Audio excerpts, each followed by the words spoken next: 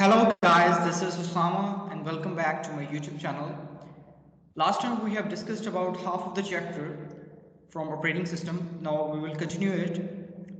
So let's get started. Last time हमने interrupt के बारे में पढ़ा था और हमने ये डिस्कस किया था कि there are two types of interrupt. दो किस्म के interrupts होते हैं. एक scalar interrupts होते हैं, एक vector interrupts होते हैं. Scalar interrupts को आप ट्रैप भी कह सकते हैं और एक्सेप्शन भी कह सकते हैं. ये लास्ट टाइम हमने डिस्कस किया था. ऑन द अदर हैंड जो वेक्टर इंटरप्ट होते हैं उनको आप वेक्टर इंटरप्ट कह सकते हैं. क्यों? क्योंकि उनके अंदर डायरेक्शन इन्वॉल्व होती है. मीन्स टू से हमें ये चीज़ का आइडिया हो जाता है कि वो इंटरप्ट जो है वो कहाँ से आ रहा है. ऑन द अदर हैंड जो स्केलर इंटरप्ट्स होते हैं जिनको आप एक्सेप्शन कह सकते हैं या ट्रैप कह सकते हैं, हमें उनकी डायरेक्शन का नहीं पता होता, इसलिए हम उनको स्केलर भी कहते हैं. अब पोलिंग और वेक्टर इंटरप्ट सिस्टम भी सेम पिछली स्लाइड से रिजेंबल कर रहा है, जिसके अंदर वेक्टर इंटरप्ट सिस्टम वो होगा जिसके अंदर डायरेक्शन इन्वॉल्व होगी. On the other hand polling जिसमें डायरेक्शन इन्वॉल्व नहीं होगी. The operating system preserve the state of the CPU by storing registers and the programs counter. अब जो ऑपरेटिंग सिस्टम होता है वो सीपीयू स्टेट के अंदर रजिस्टर्स को भी स्टोर करते हैं. रजिस्टर्स जो कि आपको पता है कि रजिस्टर्स जो होते हैं वो फास्टेस्ट मेमोरी होती है. उसके बाद आपके पास कैशे मेमोरी आती है और प्रोग्राम काउंटर को भी स्टोर करते हैं. अब इंटरप्ट दो किस्म के अंदर जो है वो टू टाइप्स का होता है जिसमें हम डिटरमिन उसको करते हैं. One is the polling and the second one is the vector interrupt system. Separate segments of code determine what action should be taken for. अब हर अलग अलग किस्म का जो कोड होता है वही डिटरमिन करता है कि हमने पोलिंग इंटरप्ट के साथ क्या करना है और वेक्टर इंटरप्ट सिस्टम के साथ क्या करना है. सो डिफरेंट इंटरप्ट के साथ डिफरेंट एक्शंस जो होते हैं वो परफॉर्म किए जाते हैं. Okay, so let's move forward और हम देखते हैं कि इंटरप्ट की टाइमलाइन जो है, इधर जब आपके पास एक स्ट्रेट टाइमलाइन है तो आपके पास यूजर प्रोसेस जो है वो एग्जीक्यूट होना स्टार्ट होता है और ये आइडल कंडीशन होती है जब ये स्ट्रेट लाइन होती है. When it is move towards downward तो हम ये कहेंगे कि आईओ रिक्वेस्ट जो होती है वो ट्रांसफर हो रही होती है. जब ट्रांसफर हो रही होगी तो ये डाउनवर्ड मूव करेगा और फिर जब ये स्ट्रेट मूव करेगा जिस तरह आप देख सकते हैं डायग्राम में, तो इस वक्त जो सीपीयू होता है वो आइडल पोजीशन में आ जाता है.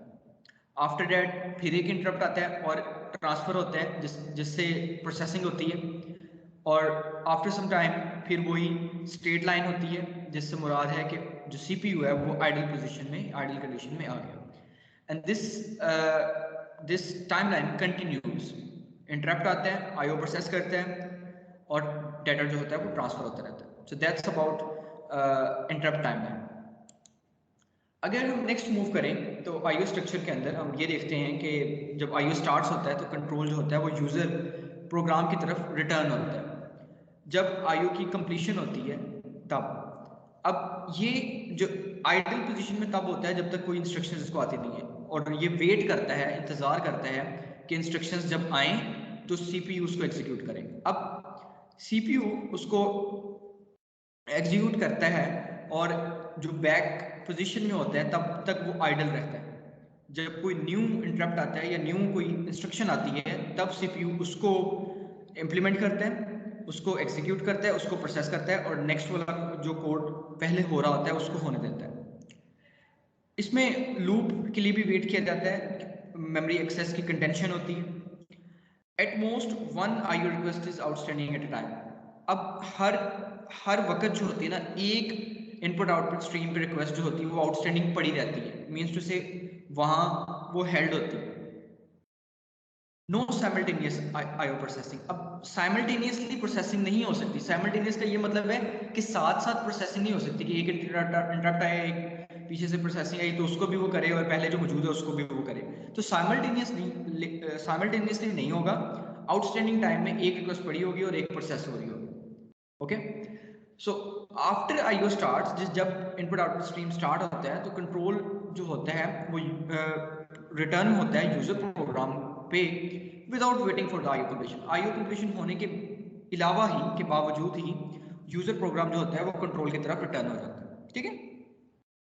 सिस्टम कॉल क्या है?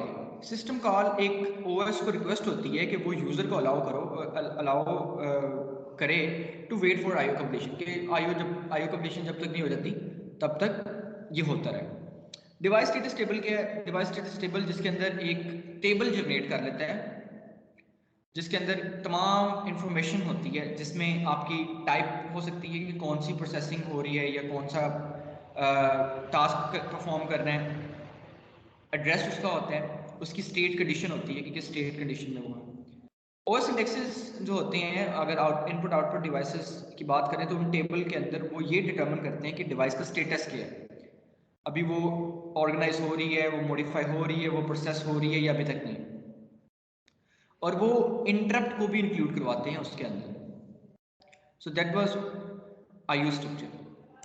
अगर हम स्टोरेज डेफिनेशन या नोटेशन रिव्यू की बात करें तो इसमें कुछ इन्फॉर्मेशन लिखी हुई है, जिसमें बिट का जिक्र है जो एक बेसिक यूनिट होता है, एक बाइट का जिक्र है, 8 bit consist of a byte, और एक वर्ड का भी जिक्र है, और कुछ मैथमेटिकल कैलकुलेशंस हैं कि 1 किलोबाइट जो होता है वो कितने बाइट्स के इक्वल है, जिसको आप केबी से डिनोट कर सकते हैं। 1 मेगाबाइट जो है वो कितने बाइट्स के इक्वल है, जिसको आप एमबी से डिनोट कर सकते हैं। गीगाबाइट कितने बाइट्स के इक्वल है, जिसको आप जीबी से डिनोट कर सकते हैं। और 1 टेराबाइट जो है वो कितने बाइट्स के इक्वल है, जिसको आप टीबी से डिनोट कर सकते हैं। And at the end petabyte वो कितने बाइट्स का है, उसको आप पीबी से डिनोट कर सकते हैं। मैन्युफैक्चरर्स, कंप्यूटर मैन्युफैक्चरर्स ने इसको राउंड ऑफ कर दिया और ये कहा कि जो 1 मेगाबाइट है उसके अंदर 1 मिलियन बाइट्स जो है वो स्टोर हो सकते हैं, और 1 गीगाबाइट जिसको आप जीबी कह सकते हैं उसमें 1 बिलियन बाइट्स जो है वो स्टोर हो सकते हैं। नेटवर्किंग के मेजरमेंट्स के लिए उन्होंने ये जनरल रूल था उस टाइम अडॉप्ट किया। Okay, so the next is storage structure. Storage structure जिसके अंदर कोई ना कोई आपकी मेमोरी स्टोर होगी, आप उसको स्टोरेज स्ट्रक्चर ऑब्वियसली कह सकते हैं। अब इसमें भी different kinds of storage structures हैं। आपके पास मेन मेमोरी है, आपके पास सेकेंडरी स्टोरेज है, आपके पास हार्ड डिस्क हैं, आपके पास सॉलिड स्टेट डिस्क है। अब यहाँ ये बात इंपॉर्टेंट है कि जितनी ज़्यादा आपका साइज रिड्यूस होता जाएगा, ठीक है, डिपेंड करेगा कि कौन सी टेक्नोलॉजी यूज हुई है। जितना साइज डिक्रीज होगा उतनी कॉस्ट भी उसकी इंक्रीज होगी, और जितना साइज इंक्रीज होगा उतनी आपकी थ्रूपुट जो होगी, जो टाइम होगा जिसके अंदर ट्रांसफर है मेमोरी का, वो कम होता जाएगा।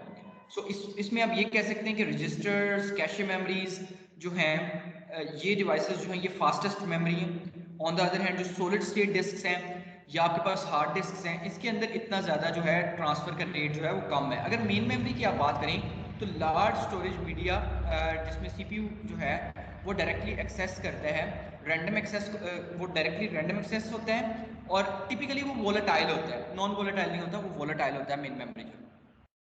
और अगर आप सेकेंडरी स्टोरेज की बात करें तो ये मेन मेमोरी की एक्सटेंशन होती है, मतलब मेन मेमोरी के साथ ही ये होता है जो कि आपकी मेमोरी को बढ़ा देता है, और ये नॉन वोलेटाइल स्टोरेज कैपेसिटी रखता होता है। अच्छा, अगर आप हार्ड डिस्क की बात करें तो ये आप कह सकते हैं कि ग्लास के प्लेटर होते हैं या मैग्नेटिक रिकॉर्डिंग मटेरियल होता है, या एक रिजिड मेटल होता है जिसके अंदर आपकी इंफॉर्मेशन जो है या मेमोरी जो है वो स्टोर होती है। अब डिस्क सरफेस लॉजिकली उसके अंदर एक ट्रैक्स होते हैं और सेक्टर्स होते हैं। अगर आप कभी हार्ड डिस्क को देखें तो उसके अंदर राउंडेड स्ट्रक्चर्स होते हैं, वो जो गोल गोल स्ट्रक्चर्स होते हैं आप उनको ट्रैक्स कहते हैं, जिसके अंदर मेमोरी जो होती है वो स्टोर होती है। या अगर आप सीडीज की बात करें तो सीडीज के अंदर भी इस तरह होता है, सीडीज के अंदर जो राउंड स्ट्रक्चर्स होते हैं, सर्कुलर फॉर्म में स्ट्रक्चर्स होते हैं, उसके अंदर असल में डाटा स्टोर होता है। और अगर आप उसको पाई शेप में उस ट्रैक को डिस्ट्रीब्यूट कर लें या काट लें तो वो एक सेक्टर बन जाते हैं, और वो जो सेक्टर होता है उसके अंदर भी आपकी जो इंफॉर्मेशन होती है, जो मेमोरी होती है, वो रिकॉर्ड होती है। अच्छा, अगर आप डिस्क कंट्रोलर की बात करें तो डिस्क कंट्रोलर जो है, as I told you earlier in the lecture number 1 कि कंट्रोलर्स हर चीज को कंट्रोल करते हैं, जिसके अंदर यूएसबी कंट्रोलर्स हो सकते हैं, इनपुट आउटपुट स्ट्रीम कंट्रोलर्स होते हैं जो कि नेक्स्ट एग्जीक्यूशन को वेट करवाते हैं, आफ्टर दैट फर्स्ट जो एग्जीक्यूशन हो रही होती है उसे कंप्लीट करवाते हैं। तो ये लॉजिकल इंटरेक्शन होती है डिवाइस और कंप्यूटर के दरमियान में, और ये हर जगह तकरीबन कंट्रोलर्स जो है वो इस्तेमाल किए जाते हैं, जिस तरह डिस्क कंट्रोलर भी इस्तेमाल किया जाता है। अब सॉलिड स्टेट डिस्क जो होती हैं वो फास्टर होती हैं हार्ड डिस्क से, लेकिन ये नॉन वोलेटाइल होती हैं। बहुत सी टेक्नोलॉजीज हैं जिसके अंदर इस्तेमाल होती हैं, और आजकल ये पॉपुलर टेक्नोलॉजी में है।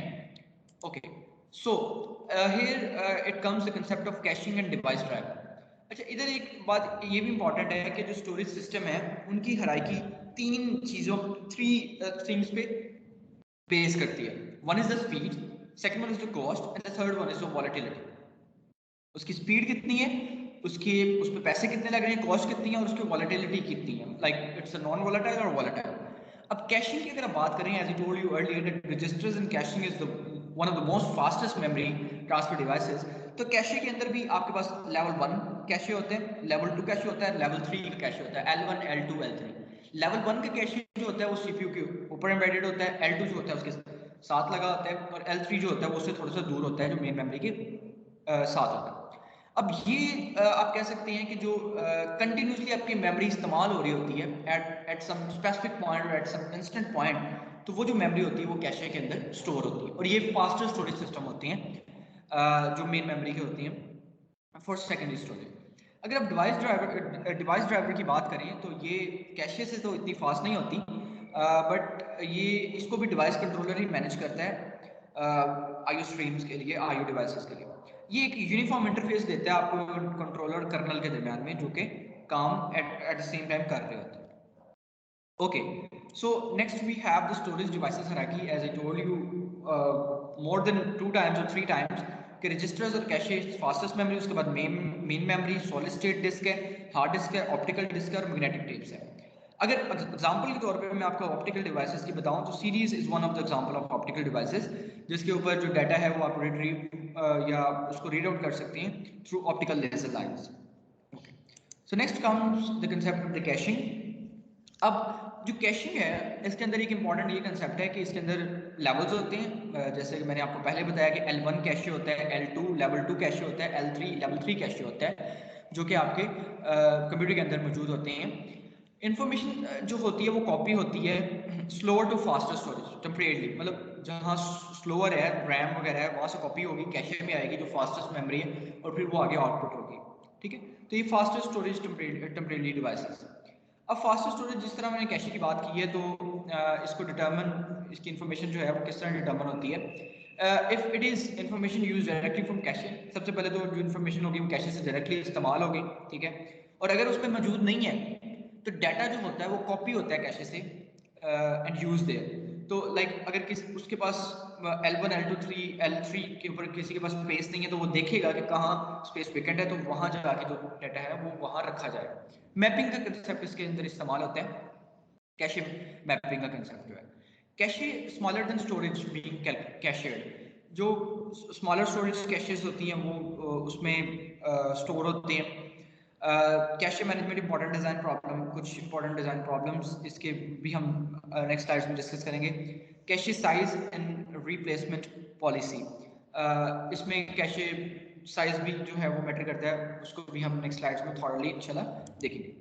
So next we have the concept of DMA, that is also called as direct memory access structure, ठीक है।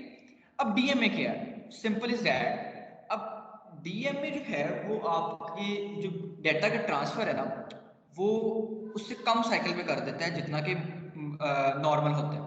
लाइक अगर नॉर्मल 2 साइकिल्स में कंप्लीट हो रहा है तो डीएमए आपका वही साइकिल जो डाटा का है या मेमोरी का है रिट्रीव करने का, रीड आउट करने का, वो एक साइकिल के अंदर कर देगा और इस तरह आपका वो टाइम को बचाएगा।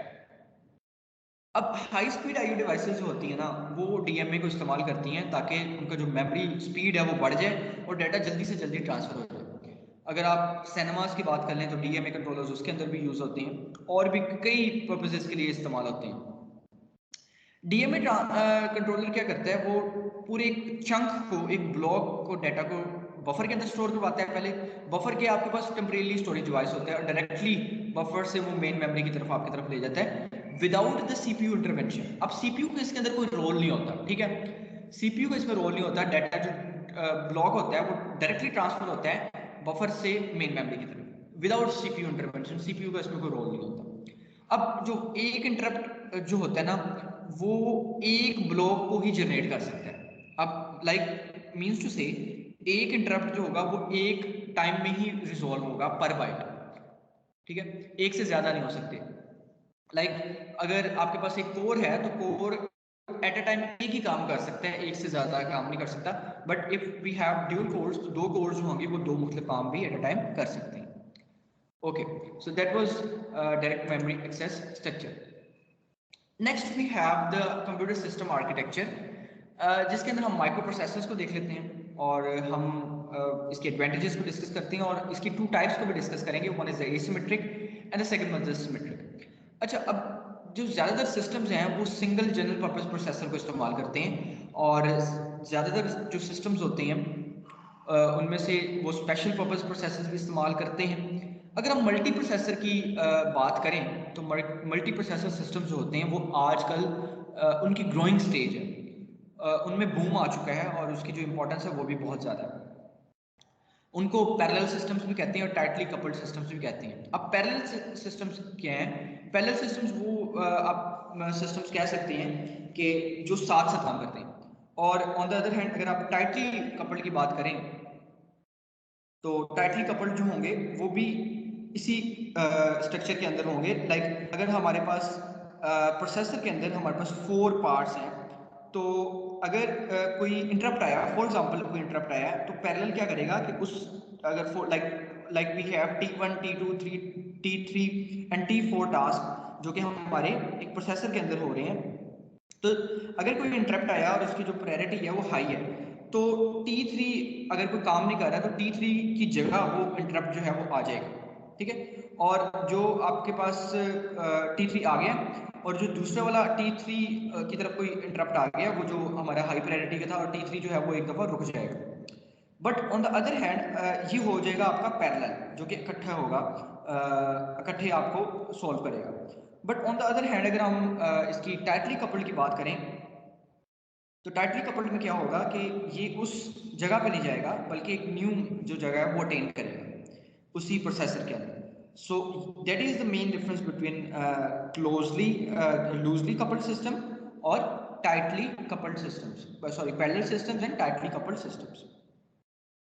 ओके, मैंने आपको ये भी बता दिया कि एक कोर जो होगा वो एक ही काम करेगा। अगर हमारे पास 4 कोर्स हैं तो वो 4 काम 4 वर्क एट ए टाइम कर सकते हैं, ठीक है। और ये जो अमल होता है इसको हम स्विचिंग भी कहते हैं, जिसमें डाटा जो होता है वो ट्रांसफर होता है प्रोसेसर से रैम की तरफ और रैम से प्रोसेसर की तरफ। That is called the switching. Okay, अब इसके एडवांटेजेस क्या हैं? एक तो इसकी जो थ्रूपुट होती है आप कह सकते हैं वो इंक्रीज हो जाती है। थ्रूपुट से क्या मतलब है? उसकी कैपेसिटी आप कह सकते हैं, ठीक है, या उसकी आउटपुट आप कह सकते हैं, वो इंक्रीज हो जाती है। इकोनॉमी ऑफ स्केल, उसका जो इकोनॉमी स्केल की इकोनॉमी होती है वो भी नो डाउट उसकी इंक्रीज हो जाती है, ठीक है। और अब उसकी जो रिलायबिलिटी होती है, ठीक है, रिलायबिलिटी मतलब उसका जो ट्रस्ट फैक्टर होता है वो भी इंक्रीज हो जाता है। Like we can say that कि हमने एक लाइक रिलायबल स्ट्रक्चर्स बनाए हैं, जिस तरह आप कह सकते हैं कि नादरा का स्ट्रक्चर जो है वो obviously it's a reliable increase reliability structure. तो इसके अंदर ये एग्जांपल्स जो हैं हम वो ले सकते हैं। Grateful degradation and fault tolerance. Fault tolerance means कि उसके अंदर कोई भी गुंजाइश नहीं होती कि उसमें कोई मसला आ सके या डिग्रेड हो सके, उनके बैकअप्स भी मौजूद होते हैं। और इधर मैं आपको ये भी बताता जाऊँ कि सीपी जो होता है वो कितनी स्टेट्स के अंदर एक प्रोसेसिंग कंप्लीट करता है। सो इसके अंदर 5 टोटल स्टेट्स होती हैं। पहली स्टेट जो होती है वो न्यू की होती है, सेकंड रेडी की होती है, थर्ड रनिंग की होती है, फोर्थ वेटिंग की होती है और फिफ्थ जो होती है वो एग्जिट की स्टेट होती है। ओके, तो अब अगर हम इसकी 2 टाइप्स की बात कर लें तो इसके अंदर 2 टाइप्स, एक एसिमेट्रिक मल्टी प्रोसेसिंग होती है और एक सिमेट्रिक मल्टी प्रोसेसिंग होती है। एसिमेट्रिक के अंदर each processor is assigned specific task. हर किसी प्रोसेसर को ना एक खास काम दिया जाता है, ठीक है, उसने वो खास काम जो है वो कंप्लीट करना है। But on the other hand जो सिमेट्रिक मल्टी प्रोसेसिंग होती है उसमें एक से ज़्यादा एक प्रोसेसर एक ही होता है लेकिन उसने एक से ज़्यादा काम करने होते हैं। सो that is the main difference between symmetric multi processing.